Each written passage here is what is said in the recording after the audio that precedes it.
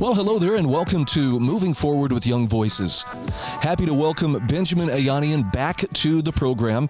Ben, you've been on here before, but I know there are some folks who are going to be hearing you for the first time. Take just a minute and tell us just a little bit about who you are.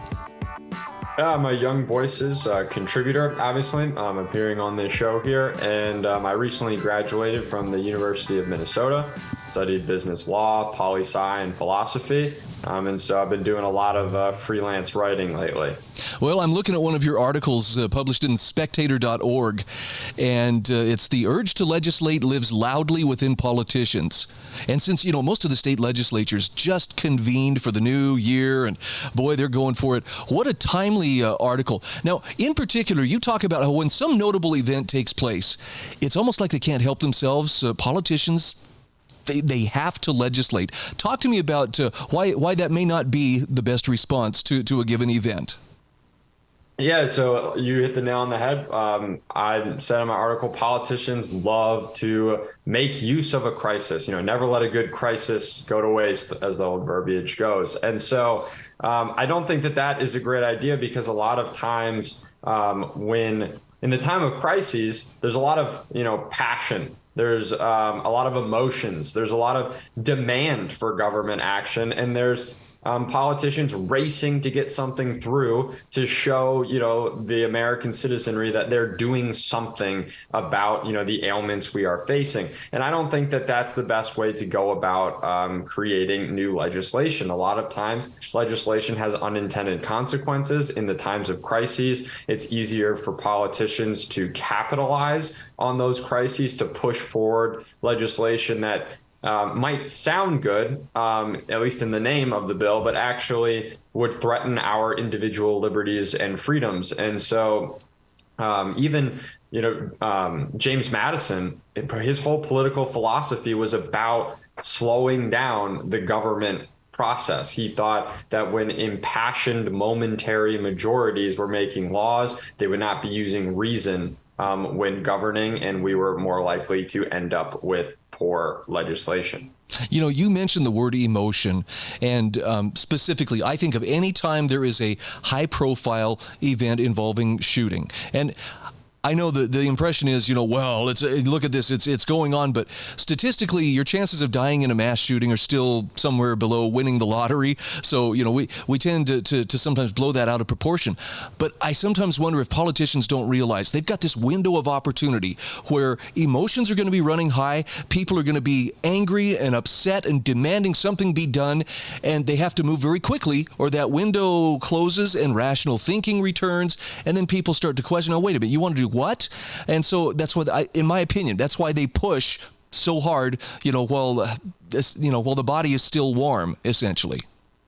Yeah, it's a way for them to get, their favored, pet legislative projects, some momentum behind them. We see them after mass shootings, as you just pointed out. All kinds of calls, for gun control start swirling around, and different, ideas tend to hit the floor in Congress that would not actually stop these events from occurring. And since, we're shown mass shootings a lot, that they don't happen frequently, but every time they happen, we're shown them. And so there's an availability bias there where, politicians, journalists, the citizenry, we tend to think they're more common than they are. And so when one does occur, politicians can say, okay, we need to do X, Y, and Z. There are things like, capping how many bullets your magazines can carry, what type of firearms you can buy, how old you can be when you can buy a firearm. All kinds of things are floated every time a mass shooting happens. And a lot of times, what's being proposed would infringe upon our rights, infringe upon our right to self-defense and our ability to defend ourselves without actually making us any safer from criminals who want to inflict as much harm as possible. And you mentioned in your article, it's not just, the gun control advocates who are jumping at the chance. You mentioned, when Roe v. Wade was overturned, there was talk about, well, hey, we need to take the filibuster off the table. Okay, what's the problem with that picture? We want to throw the baby out with the bathwater, so to speak? Yeah, it seems like politicians don't take action while also asking themselves, am I okay with this change if someone else was in power? And I think that's a question that needs to be asked whenever we're talking about new laws or new processes. And so, when Roe v. Wade was struck down, there were calls from Joe Biden for Congress to codify Roe v. Wade, which Congress already does not have the authority to do that. And so that was already an unconstitutional desire, but he said that he would like them to try regardless, and he said that there should be an exception made for the filibuster in any attempts to do so. And if we start making exceptions to the filibuster, where is the line drawn? The filibuster is a very important check on the passions of momentary majorities. And without it, we would see more rushed legislation. And if Democrats made an exception for this project, when Republicans are in power, they'll find a way to make an exception for another project. And all of the power of the filibuster would basically be slowly eroded until it's ruined. You pointed out another topic that I know is on a lot of people's minds, and that is the FTX collapse and how that's being used not just to address the problem with what happened with the FTX cryptocurrency, but now we need to regulate all cryptocurrencies. That sounds kind of self-serving, at least on the part of people who may have been wanting to do that all along. Oh, look, we have an excuse. Well, and especially if you take a look at the bill that was introduced in the direct aftermath of the FTX collapse, it was introduced primarily by Elizabeth Warren, in collaboration with others. But it really was just a bill about gaining greater financial surveillance over citizens. It would have done absolutely nothing to address the problem that we saw with FTX, the problem that we see with some other centralized exchange, crypto exchanges. And so, because there's something in the media, a crash of a huge, exchange, there's fraud involved. It, like you said, it opens up that window for politicians to say, we need to do something. So they throw out a bill that has nothing to do with the problem that we're actually facing, which is deception, fraud, and the instability of certain centralized exchanges. And instead, they push a crypto bill, and it is a crypto bill, but it is just purely about financial oversight of individual, like Americans. Wow. It increases surveillance. It was a terrible bill. I implore all of you to go read it. It's a 6-7 page PDF. It'll take you 10 minutes at most. Wow. So there's a better way. And this is not, we're not trying to suggest that, hey, just because something happens doesn't mean that, legislators should never act. But it's that acting in haste that really can come back to bite us. You're probably familiar with Frederick Bastiat, his essay, That Which Is Seen, That Which Is Not Seen. Let's talk about what knee-jerk reactions do in terms of, okay, here's what we want to accomplish, but what about the things that they're not looking at? Right. It's about the unforeseen consequences. And that is the mark. A lot of economists will say that that's the mark of a good economist, is someone who thinks about second order consequences, things that, aren't directly seen. And that's the problem. Politicians oftentimes either aren't looking for those second order effects, or they don't care, because they can chalk it up as a win that they got something passed in the time of a crisis, and they can, go on every news station and say, look, I'm doing something. But the question is rarely raised enough of, is what you're doing good, though? A lot of, the crypto regulation we hear being pushed in the aftermath of the FTX collapse, it would not be good. It would hamper innovation. It would hurt competition. And so we really need to be careful as citizens about demanding action in response to crises. There is a place for legislation when things go wrong, but we truly need to think, okay, is this good, and is it good compared to what? What is the alternative? And so the urge to legislate definitely lives loudly in our politicians. So let's be careful about that. When you view it in that context, it makes sense why lawmaking power was delegated to a deliberative body, or actually two deliberative bodies in the case of, the United States government, because it's something that it should be discussed. And, it takes time. Sometimes it's cumbersome. Sometimes there are people who are going to, drag their feet. But The alternative is let's let's leap before we look and then deal with the consequences afterwards. Unfortunately, it seems like the people who make the legislation very rarely have to be the ones to bear the consequences of a miscalculation. Yeah, absolutely. That's a major problem. We even saw that, let's say, during the COVID-19 pandemic. We saw politicians, advocating for lockdown, and then they're getting caught going out and having dinner or going on vacations. And so, yes, it is very important that they're subject to the rule of law as well. Again, we are talking with Benjamin Ayanian. Where can people find you on social media? You can find me on Twitter at Benjamin Ayanian, and you can find me on Instagram at BAyanian13. That's where I post all of my articles and conversations.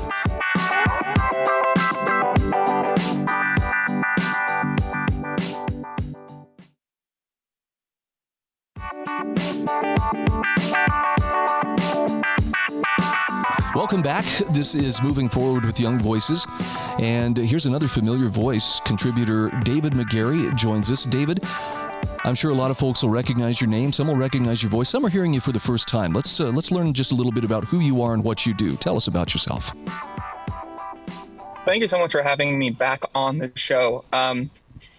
My name, as you said, is David McGarry, and with Young Voices and in other publications, I have written extensively on tech policy and consumer choice issues. And the piece that we're going to discuss today gets into a little bit of sociology and into a slightly more thoughtful place. I like this. This is an article published in spectator.org. Blackrock's failures are a warning for all institutions. Now, I've heard Blackrock come up from time to time in the news, and personally, I associate it with, are they the guys who are buying up properties and buying up homes and buildings all over the world? But tell me a little bit more about what Blackrock is, and then let's talk about where they may have stepped in it as an institution.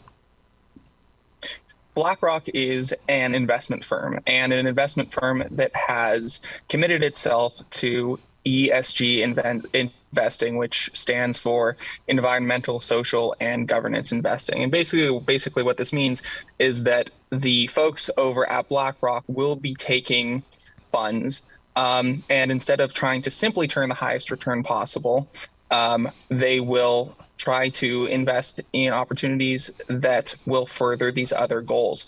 If it seems like I'm being slightly non-specific about this, it's because oftentimes these goals are ill-defined and can even vary slightly from person to person. But we've seen that for all the good intentions that come with ESG investing, it generally returns lower returns. I could see why. I mean, look, I think the intentions are good, but as an investment firm, don't they have a fiduciary, accountability and responsibility to the people who have put money into that company? And just because they're doing something that is environmentally or socially or governance friendly, that may not translate well into the people who actually whose money is at stake. Well, that's exactly what officials from several states are saying. As I wrote, these states are essentially looking at Blackrock, and they are growing concerned that the retirement funds that have been invested for citizens of these states are being misinvested, and that their citizens will not see the maximum return on these investments. Yeah, well, as you point out in your article, when something's driven by ideology rather than profit, I mean, again, their hearts may be in the right place, but is that the reason that company exists? Or do they exist, to provide a return on investment for their investors? Right. Well, the breaking news of the day, as I have written, to quote myself, as I've written in a different piece, if I can be so distasteful. But the breaking news of the day is that scarce resources remain scarce, right? You can't have your cake and eat it too. This is a basic reality of economics. Trade-offs are real, folks. So what you hit on, though, which sort of gets to the second half of my piece, is that as a society and as individuals, we need strong institutions that do their jobs well, meaning that even in the absence of some flashy, fancy world bettering agenda, simply investing people's funds so that they can enjoy a secure and comfortable and happy retirement is a good in and of itself. That must be done by someone, and that by allowing itself to be distracted by these other concerns, BlackRock and similar investment managers are they're abdicating their responsibility. And that is both from a fiduciary and from a moral and societal perspective. I see in your article, and I'm not really surprised to learn this, that one of the concerns with ESG investing, at least according to the North Carolina Treasurer's Office, was 19 of the 20 best performing companies in the S&P 500 were companies producing fossil fuels. And right now they're kind of, I don't know, they're on the rocks. That's a very unpopular place to be. It seems like government is actively lining up and trying to take some of those companies out of play. No, that's entirely right. And I think this is a problem that is operative not only in the ESG investment space, but also if you look at some folks who are government monetary officials, they're suggesting that banks and the government should essentially push out fossil fuel companies, not by innovation and not through competition, but simply by very slowly lessening drip by drip their access to funds until they are no longer competitive from this sort of artificial strangulation. Well, it's good to see that there is some moral pushback, or there's some pushback at least from some of the states. I have to think that the stockholders, the investors, at some level would have a voice in this. Are they able to persuade these companies? Hey, maybe ESG isn't the right move, for our bottom line, or does that fall on deaf ears? No, that's a fantastic point. As I said, scarce resources remain scarce and shall remain scarce. And a lot of the rhetoric from maybe unthoughtful but well-intentioned advocates of ESG and other forms of stakeholder capitalism and similar ideas, they found that their assertions that all of these things really don't lower returns and that in the long run this pays off, they're finding that simply isn't true. And they're finding that the theory and the concept is flawed. So, I think that the market is actually providing a good response to this, slower than we would wish, and that's fine. But, oftentimes the market doesn't snap to for anyone's desires, whether that is the free marketeers or whether that's the socialists. The market works at its own pace. So we are seeing, like I said, we are seeing lower returns from these ESG investors. And I think that over time, more and more folks will wake up to the fact that if they want to go and take that hit, that can be their choice. But if they're just looking to, as I said, provide some financial security for themselves and their families, they will make other decisions. David, talk to me about mission creep as it applies to institutions, and what can other institutions learn from what BlackRock is doing? Yeah, this is very important. There's a lot of talk out there about how Americans don't trust institutions anymore, right? They say that we don't trust Congress, right? There's many reports of various places of worship losing standing in their communities because religious leaders have started preaching politics from the pulpit. I cite the ACLU that once stood for civil rights and now sort of just stands for left-wing orthodoxy, even when the two are in conflict. And all of these are institutions where leadership has abdicated the fundamental responsibility that they have, again, to that core mission. So an example that I didn't cite in the piece, but I think is very important, is the NRA, right? I think that if we go back several years, you'll find that the NRA was much more focused specifically and almost monomaniacally, but in the good way, on promoting gun rights and being a credible gun rights activist organization. And through the years, as they broaden their mandate into more general right-wing punditry, they lost a lot of credibility on their core issue, and they were no longer able to protect the Second Amendment in the way that they once were. Yeah, I can tell you as someone who used to be a pretty staunch NRA supporter, there came a point where I actually started to wonder, do they find job security in actually helping perpetuate, gun control measures, so they have a reason to exist and to send out the fundraising letters? Maybe that's wrong to ask that, but I understand. I saw the shift, and I saw, they're not standing for what they once did.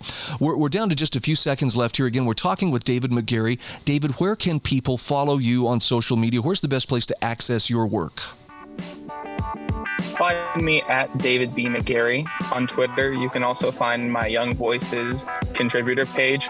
And most everything that I write or most of the media hits that I do end up on one of those two fora. Fantastic. Great to catch up with you once again. We'll talk again soon. Thanks so much. Always a pleasure.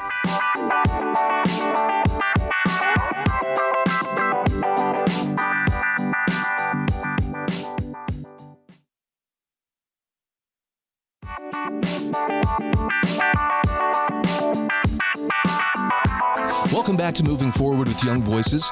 Hey, I'm happy to welcome Peter Pischke, who is a Young Voices contributor. Peter, actually, I hope I'm saying your name correctly. I meant to ask you before. Yeah, no, you got it. Okay, thank you. Whew, all right, I'm going to cross that one off my list. Peter, for folks who are meeting you for the first time, talk to us a little bit about who you are and what you do.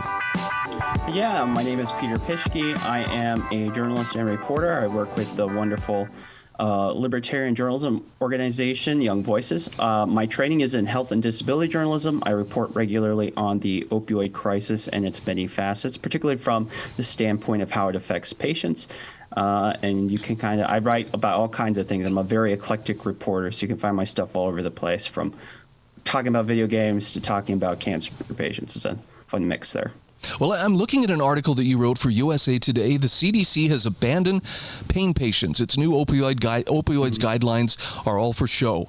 I was not aware that the CDC had updated its opioid guidelines. Walk us through what they were before and what exactly did the CDC do in terms of updating them? Yeah, sure. So in 2016, under the leadership of Director Lex Frieden, he had decided that the CDC should have a stance, a position on opioid prescribing. This is the Centers for Disease Control. Having a stance on prescribing for anything is not in their mandate, but they decide this was, for whatever reason, that's what they went with. And it brought forth what we refer to as the opioid prohibition. Effectively, it pushed forward regulations CDC did not have the power to do, but other organizations, state legislatures, federal government, law enforcement, state medical boards interpreted as such. We don't quite have the time to get into all the ins and outs. It's a pretty complex document, but overall it meant that to solve the opioid crisis as they saw it, this is how for example, the DEA saw it, that they would arrest physicians to stop them from being able to give pills to patients, and that somehow would stop the illicit, which means it's not anything that's actually being prescribed, opioid crisis. Of course, this didn't work, and unfortunately, it had a terrible backlash on patients, many of which no longer can access pain medicine. We forward 6 years. After 6 years of begging, the American Medical Association, patient organizations, whole oodles of people begging the organization to do something about it, they finally get around to it. Oh, thank you, CDC. You finally took the time out of your hard day to talk to us. And they said up front, oh, we're doing this to help the patients. This is great. We don't want people to hurt patients. And then that's at the front of the document. And then when you read the part that they actually send out to people, so that, like, for example, the tables of evidence, it's stricter. So it's not bad enough that this new update is stricter limits, which makes it harder for prescribers and physicians, obviously, and the patients they take care of. But it's worse in the sense that's very two-faced. It's just not very ethical at all. And we fortunately are going to see some terrible repercussions. I'm already hearing about it from some of the patients that I talk with and prescribers, and it's not great. Well, that's sad. I mean, and I know physicians who have expressed to me, and this is over the years. I mean, even before 2016, they were saying, you got to be really careful if you prescribe pain medication to somebody. There are plenty of DEA agents watching carefully, and boy, if there's one thing that they don't like, they're going to say, well, you're just you're an opioid mill or a pill mill, and basically fraudulently prescribing. Now, that does happen from time to time, but that's the exception rather than the rule. And it sounds like those guidelines, especially going into 2016, tended to treat every physician as you're a potential fraudulent prescriber and basically put them on a very, very short leash. Am I wrong in characterizing it like that? No, that's correct. That's largely correct. Intentions don't matter so much, and that's something that I think the CDC is ignoring in this update. No one cares what your opinion is on this CDC. It's what you wrote down. And unfortunately, how it was interpreted, and they know this better than anyone else, is that they saw this as a clarion call to come after prescribers. And that has had a terrible ripple effect on so many people, not just people who are like pain patients who might need something for oxy to deal with like a severe pain issue like MS, but also cancer patients, people who are at the end of their life, people who are dying, cannot access pain medicine. And there's no justification. Even if you are the stringent, most pro-drug warrior out there, you would never say it's okay to take someone that's dying from lung cancer, say, no, you can't have pain medicine. Yeah. Now, this is something. I mean, you understand. You actually have had to deal with chronic pain, correct? Correct. People, and look, I was guilty of this until I actually started having back problems. I kind of thought, oh, come on, harden up and just grit your teeth and be like a pioneer, or whatever. And then I started to experience, some back problems and went, holy cow, how can people live with this on a day-to-day basis? So I know there are people out there who will abuse drugs. There are people who, become addicted. But there are people who legitimately need help managing, crippling pain. And somehow it just doesn't seem fair to lump them into they're probably having a good time if they're taking this medication. It's frustrating. I am a chronic pain patient. Exactly. I was just like you before I became disabled. I just thought I'll just tough it out. That's a very American attitude. People really do believe that if you don't treat pain, it'll be okay. You just toughen through it and you'll be okay. They don't understand that untreated pain can lead to terrible comorbidities, can make people sick, can exacerbate illnesses they already had. It can kill people in some cases. That's what shock is. But for whatever reason, I think it's because we're the tough frontier people. We don't like to think of pain that way. We think it's just a feeling. It's a sensation. It happens. You get through it. That's it. And unfortunately, that is not how the body works. Wow. So I have to ask, what drives that need to be in control, to make sure that these opioids are not being overprescribed or that people aren't abusing them? Is there a lobbying group behind it, or is this just is there a puritanical impulse in some of these regulators to make sure nobody's enjoying themselves? I would not call it puritanical impulse so much as an impulse of don't blame me. And that's kind of what this update screams very loudly. Yes, there is a huge lobbying effort to go after pharmaceutical companies and physicians. Some of this is willful ignorance, people that don't want to think about this issue beyond what's in the hot topic in the media today.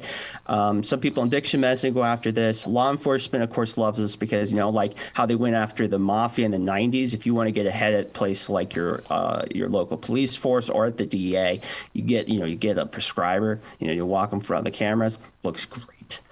There are a lot of perverse incentives, and that's a huge topic unto itself. Unfortunately, there aren't that many people out there that are speaking up for the patients that those have authority. We do have places like the American Medical Association, and we are very grateful to have them. But there aren't too many big organizations that are willing to take the heat and say, hey, hold up, guys, maybe some people should still be allowed pain medication. Yeah, I'm going to give you one example that I'm aware of, and this was a family. The mother was elderly. I think she had cancer and was dying painfully. So she had some pretty strong opioids in the house, and she died. And I mean, they hadn't even taken her body away. The mortuary hadn't even come to remove her remains, and the police were at the house demanding hand over whatever's left of her prescriptions from her family. And I was like, It gets crazy. It gets crazy. Like you see in the stories about fentanyl, you will see this all over the place. Some cop, they passed out, they just touched some fentanyl. It was a powder on a jacket or a wallet or whatever. They're absolutely bubkissed. There are so many studies on fentanyl because it's a main drug. People use fentanyl every day in hospitals. It's a huge component that makes modern medicine possible, especially end-of-life care, cancer surgery. That isn't how it works. But there's a psychosomatic effect. There's something in the water in our narrative right now, and that's just kind of people how they feel about it. It's a little bit similar in the way to the AIDS epidemic was, where people were overestimating the risk and not looking at the actual statistics and how it was impacting people, which of course means you underplay the damage it does, you overplay the potential risk, and then no one a serious person actually gets into it. We've only got a minute and a half left here, but I have to ask you about this. The CDC says, hey, all we're issuing is guidelines, but those guidelines feel an awful lot like mandates. And this is not true just with the opioids. Masks on airplanes, I know right now that's a hot topic that's being debated by Congress. How did the CDC morph into some kind of an organization that seems to have regulatory, maybe even lawmaking power? Too much money, too big of an organization, too much pressure from people. When they became the de facto health people you go to, and they could be blamed for anything that goes wrong, then they had to try to stop anything that might go wrong. It's human nature. Yeah, it sounds like it's taking us down a course that's going to have some unintended consequences, one of which is people who legitimately need these pain medications are going to be treated as potential criminals for needing those medications, and somehow that seems to defeat the purpose of stopping real abuse or illegal practices with those drugs. I agree. And hey, there are other countries that prescribe opioids. You don't have this problem in Japan. You don't have this problem in the UK or Germany or France. And they had a rise of prescription opioids during the same time period in the 90s and 2000s that we did. They don't have this problem. So it's not the pills. Something else is going on, but we're not allowed to talk about it. And the consequences of that means that people who actually need this stuff are being hurt badly. All right, we are talking with Peter Pischke. Peter, let's first of all give our listeners a chance to find out where can they find your work, where can they follow you on social media? Yeah, that's great. I do a lot on Twitter. I'm at Happy Warrior P. I also have the Happy Warrior Substack, and I do a podcast, Culturescape, which is more fun stuff. And you'll find my stuff here and there. This article with USA Today, that was a true blessing. I'm really grateful I could work with USA Today on that article, and the outreach has been incredible. And I thank your listeners for considering this. I know this isn't a popular issue, but it does affect a lot of people. In time, things will change, but we aren't there yet.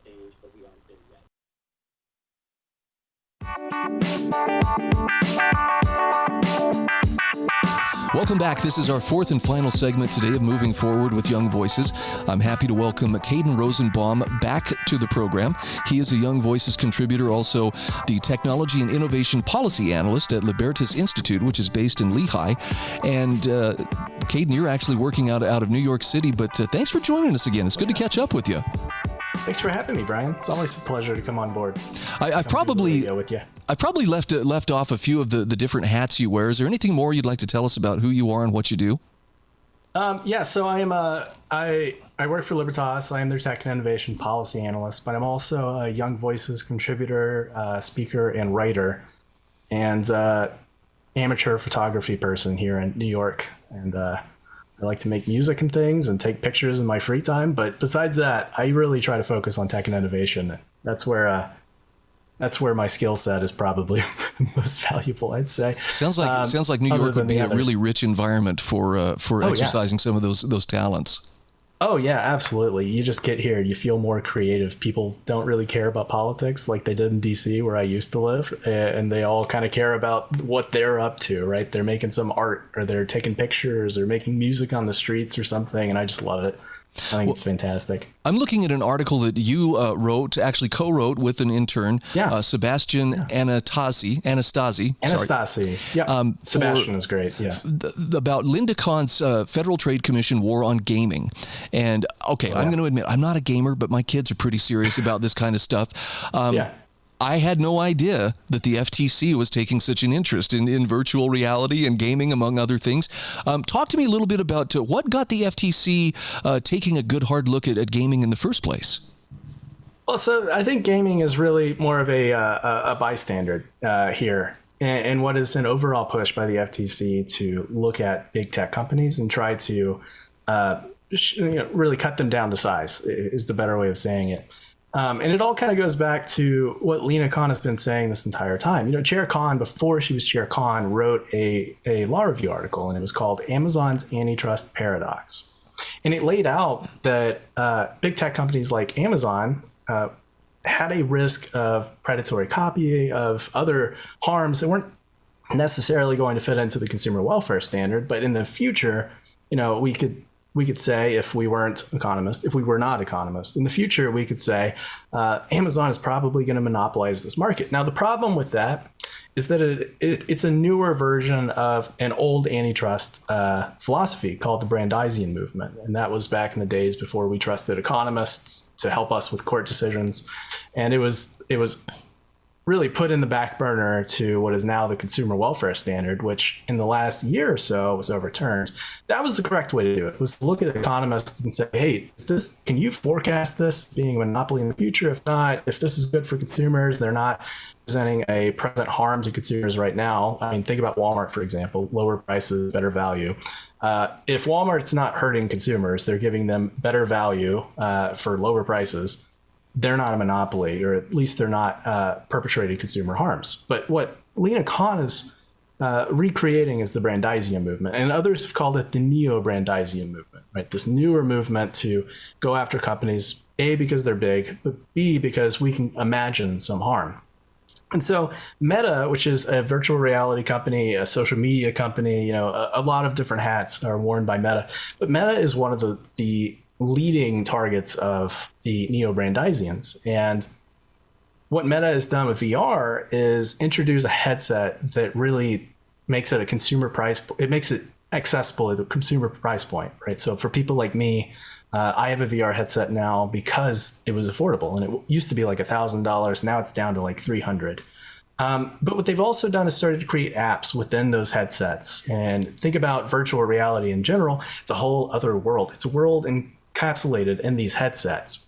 And so what the FTC is claiming, against Meta at least, is that Meta is trying to monopolize the virtual reality space by buying what was maybe blocked, by buying a company called Within that made an app. It's an app maker, and it made an app for Quest headsets and other headsets.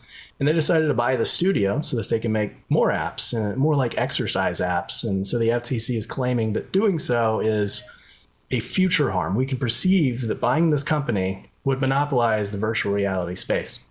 And then a couple months passed. I had Sebastian go research it. I didn't really know what we wanted to do with it, and he got really jazzed about it, wrote this article for us about the thing, and then I made it sit there because first of all, I understand where Lina Kahn is coming from, and I respect her rise to chairmanship very much. I think it's very inspiring for me personally. I mean, 4 years out of law school, you're chair of the FTC. That's great for me because I'm only 3 years out of law school. And so I think that that's great.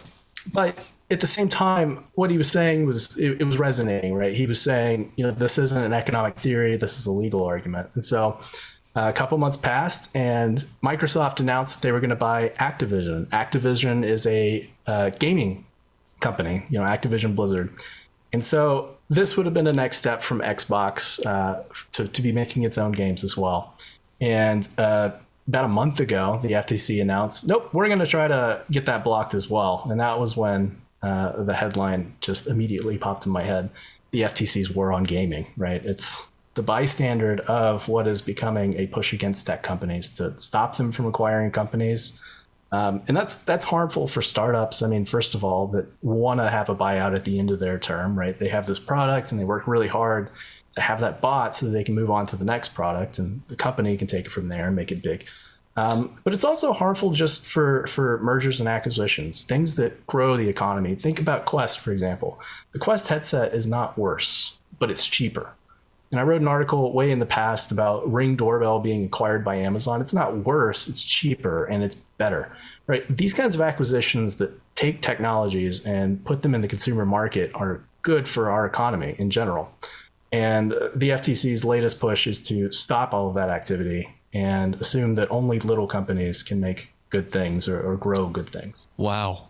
So talk to me a little bit about the consumer welfare standard, because that was what came before. For 40 years that worked. What exactly was it?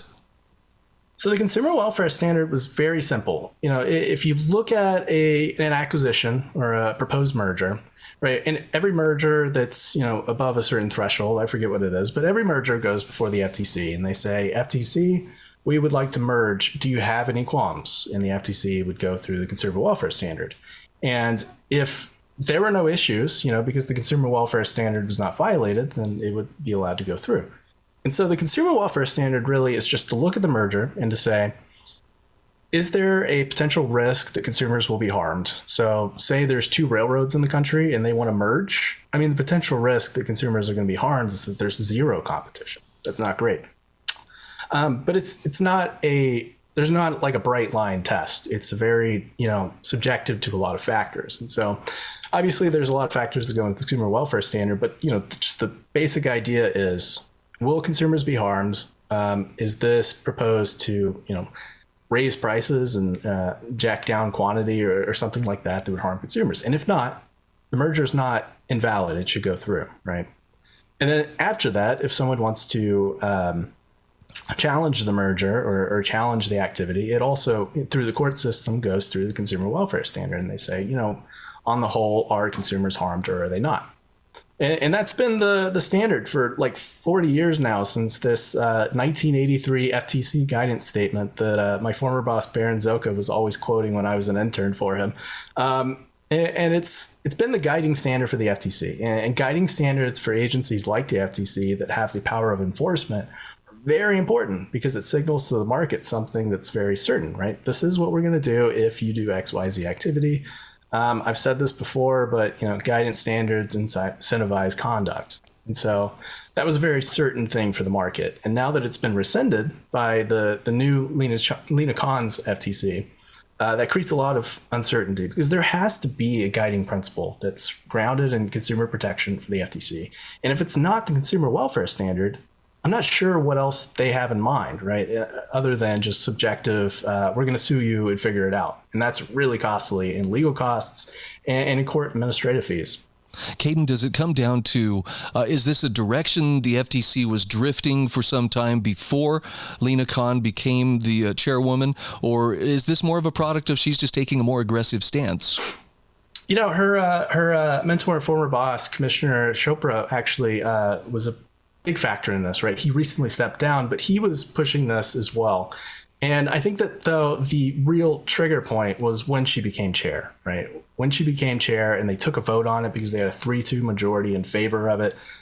So this is really a product of Lina Kahn's new neo-Brandeisian movement. And even though I respect her a ton, it's still bad for the market. And I think that that's worth saying for sure. All right, we are talking with Caden Rosenbaum. He is a Young Voices contributor as well as the Technology and Innovation Policy Analyst at Libertas Institute, which is based in Lehi, Utah. Caden, where can people follow you on social media? Where can they find your writing? For sure. So first of all, you can find me on libertas.com. It's pronounced Libertas, but Libertas, phonetically speaking, is, liberty, but toss. And then you can also find me on Twitter at Caden Rosenbaum, just at CADEN ROSENBAUM. And I'm there tweeting or posting something all the time. Come find me. All right. Great to talk with you. Hope we talk again soon. Thanks, Brian.